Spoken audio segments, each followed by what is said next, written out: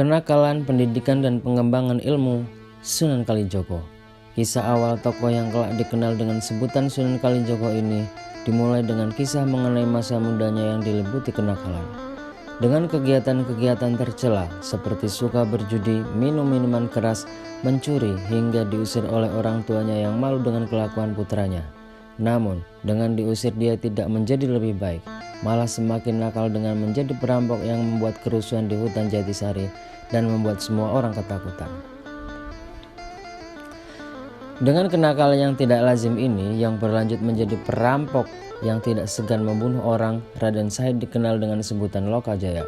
Namun, atas dakwah Sunan Bonang yang saat dirampok mampu menunjukkan kesaktian mengubah buah aren menjadi emas, Raden Said bertobat dan berusaha keras menjadi manusia agung yang mulia, yang bahkan akhirnya menjadi salah seorang anggota Wali Songo. Gelar Lokajaya sendiri bermakna penguasa wilayah, karena kata Loka berarti wilayah dan kata Jaya berarti menang. Dari satu sisi nama Lokajaya dapat ditafsirkan memiliki kaitan dengan simbol-simbol tantrisme, karena sebutan Lokajaya semakna dengan Wisesa Dharani, Cakra Bumi, Cakra Buana yang lazim digunakan oleh pengamal ajaran Bhairava Tantra.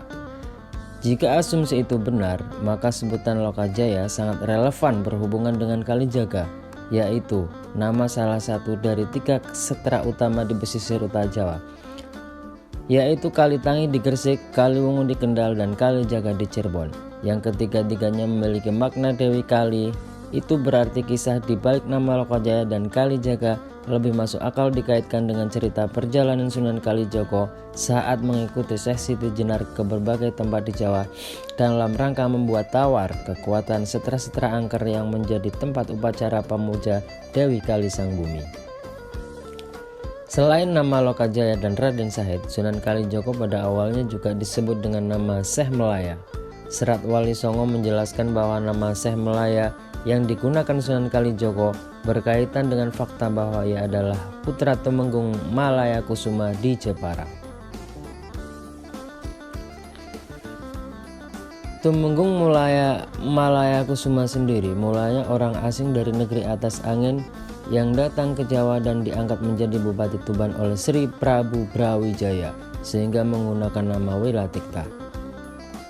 Penyebutan nama negeri atas angin dalam Wali Songo sangat menarik didalami karena menurut Van der Meulen dalam Indonesia di Ambang Sejarah tahun 1988, kata atas angin adalah salah ucap dari kata ata angin, yaitu yang kehilangan semua anggota badannya.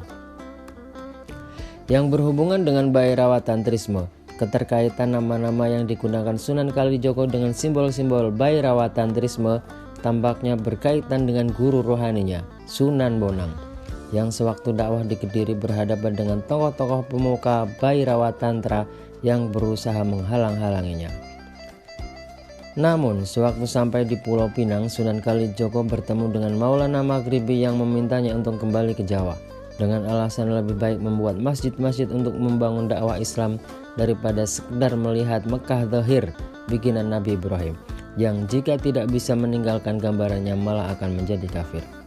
Sementara itu, sebagaimana Sunan Bonang yang dididik di dalam lingkungan keluarga ibunya yang berasal dari keluarga Bupati Tuban, Sunan Kalijogo pun mempelajari kesenian dan budaya Jawa yang membuatnya memahami dan menguasai kesusastraan Jawa beserta pengetahuan falak serta pranata mangsa dari keluarganya dan terutama dari Sunan Bonang.